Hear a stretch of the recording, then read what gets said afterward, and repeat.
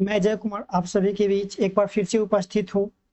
आपका एक नया सब्जेक्ट नया टॉपिक लेकर के जिसमें हम चर्चा करेंगे क्लास 10th का हिंदी गद्य खंड खंड की हम बात करेंगे और गद्य खंड में हम बात करेंगे लास्ट चैप्टर जिसका नाम क्या है, मेरे बिना तुम प्रभु।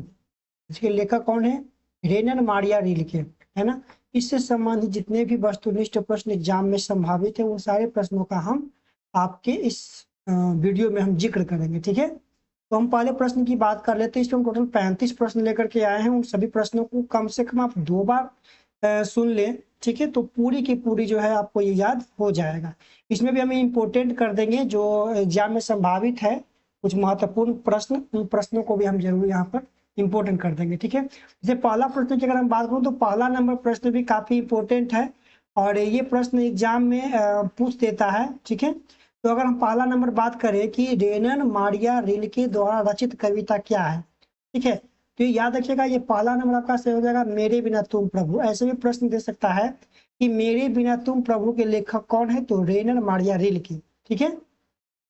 अगला प्रश्न, रेनर मारिया रिल्के का जन्म किस देश में हुआ था? क्या देखिएगा, रेनर मारिया रिल्के का जन्म जो है ये जर्मनी में हुआ था, है ना। ये जर्मनी के जो है लेखक है, यानी ये विदेशी लेखक है, ठीक है।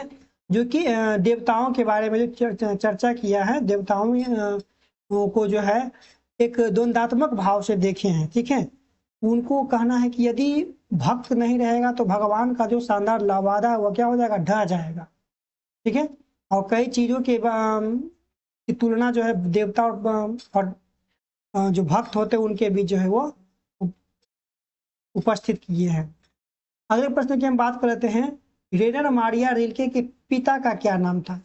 इनका पिता का नाम जो था जोसेफ रिल्के था।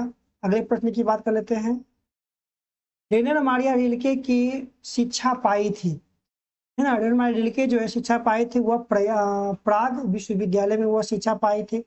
अगला है कि the note book of Malte Laurids Brigge किस प्रकार की रचना है, ठीक है। तो ये आपका कहानी संग्रह है। किनका कहानी संग्रह है? तो रेनर मारिया रिल्के का, ठीक है। अगला, मेरे बिना तुम प्रभु कविता किसके द्वारा हिंदी में रूपांतरित किया गया था? मतलब ये जो कविता था, ये कविता को कौन हिंदी में रूपांतरित किए थे? तो वो कौन थे? धर्मवीर भारती, है ना। अगले प्रश्न की हम बात कर लेते हैं कि कविता में किसके अस्तित्व होने की बात कही गई है? तो कविता में किसके अस्तित्व? भक्त के अस्तित्व होने की बात कही गई है, ठीक है। यदि भक्त का अस्तित्व भी नहीं रहेगा तो देवता लोग क्या करेंगे? देवता को सजाता कौन है? भक्त सजाता है ना। अगला प्रश्न कि कवि ने जलपात्र किसे कहा है? तो कवि के अनुसार जलपात्र कौन है? भक्त है। भक्त जो है जलपात्र है और भगवान क्या है? जल है। अगर पात्र ही नहीं रहेगा तो जल क्या होगा? बिखर जाएगा, ठीक है। अगला, कवि क्या सूखने की बात कहते हैं? क्या सूख जाएगा? मदिरा। क्या सूख जाएगा? मदिरा। जब मदिरा सूख जाएगा या स्वादहीन हो जाएगा, ठीक है, तो वो क्या करेंगे? अगला 10वां नंबर, कौन अपना अर्थ खो बैठेगा? तो अपना अर्थ कौन खो बैठेगा? भगवान, है ना। उनका शानदार लवादा खो बैठेगा, वो अपना हमें खोकर वो अपना अर्थ खो बैठेंगे, ठीक है। अगले प्रश्न, किसके बिना प्रभु गृहहीन होंगे? किसके बिना प्रभु जो गृहहीन माने उनका घर नहीं रहेगा? किनके बिना? दास माने वही भक्त के बिना, ठीक है। अगर भक्त ही नहीं रहेगा तो बोलिए राम मंदिर कौन बनाएगा, है ना। अगर भक्ति ही नहीं रहेगा तो बोलिए राम मंदिर कौन बनाएगा, है ना। तो यही है कि भक्त के अभाव में जो भगवान की शानदार लवादा है वो क्या हो जाएगी? ढह जाएगी, गिर जाएगी, ठीक है। अगला प्रश्न, प्रभु के पादुका की संज्ञा किसे दी है? प्रभु की जो पादुका की संज्ञा किसे दी है? तो दास को दी है। मतलब दास क्या है? प्रभु भगवान के चरणों की पादुका हैं। अगर यह पादुका नहीं रहेंगे तो भगवान क्या होगा? लहूलुहान भटकेंगे, है ना। वीडियो यदि आपको अच्छा लगता है, यूजफुल लगता है तो आप चैनल को सब्सक्राइब करें और अपने दोस्तों को जो है वीडियो को जरूर शेयर कीजिए, ठीक है। हम आते हैं अगले प्रश्न की ओर। लहूलुहान कौन भटकेंगे? लहूलुहान कौन भटकेंगे? तो भगवान भटकेंगे, है ना। जब उनकी पादुका हट जाएगी तो क्या होंगे, लहूलुहान भटकेंगे, है ना। अगला प्रश्न, किसका शानदार लवादा गिर जाएगा, तो प्रभु का, मतलब देवता का शानदार लवादा गिर जाएगा भक्त के अभाव में। ठीक है। कपोले का अर्थ क्या है, तो कपोले का अर्थ है गाल। कपोले का अर्थ क्या होता है, गाल होता है।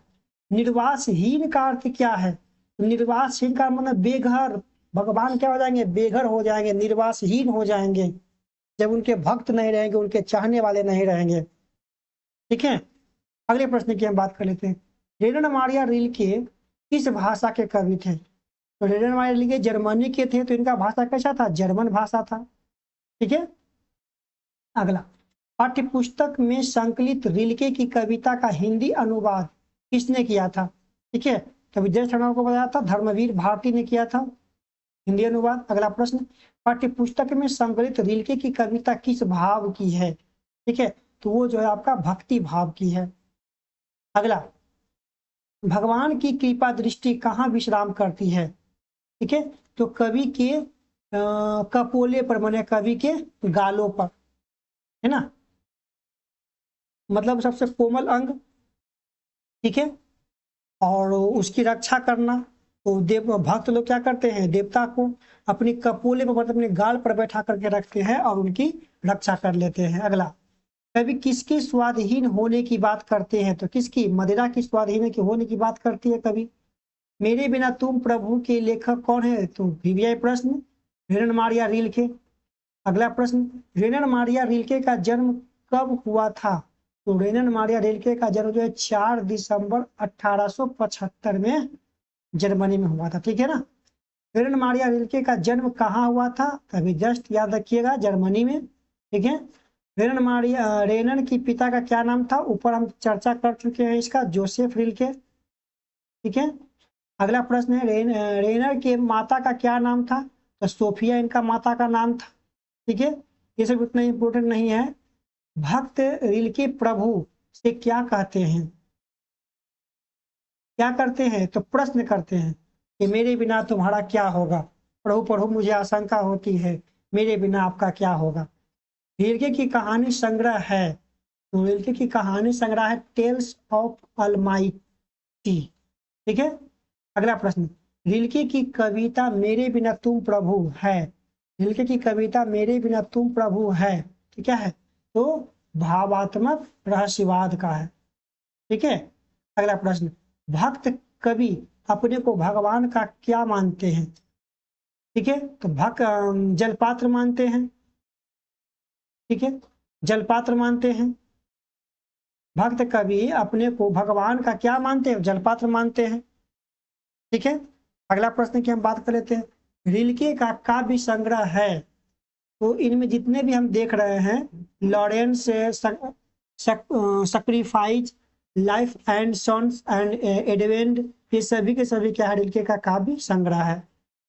अगला है, रिल्के का मुख्य उपन्यास, तो याद रखिएगा, द नोटबुक ऑफ माल्टे लॉरिट्स ब्रिज, ये रिल्के का जो एक प्रमुख उपन्यास है।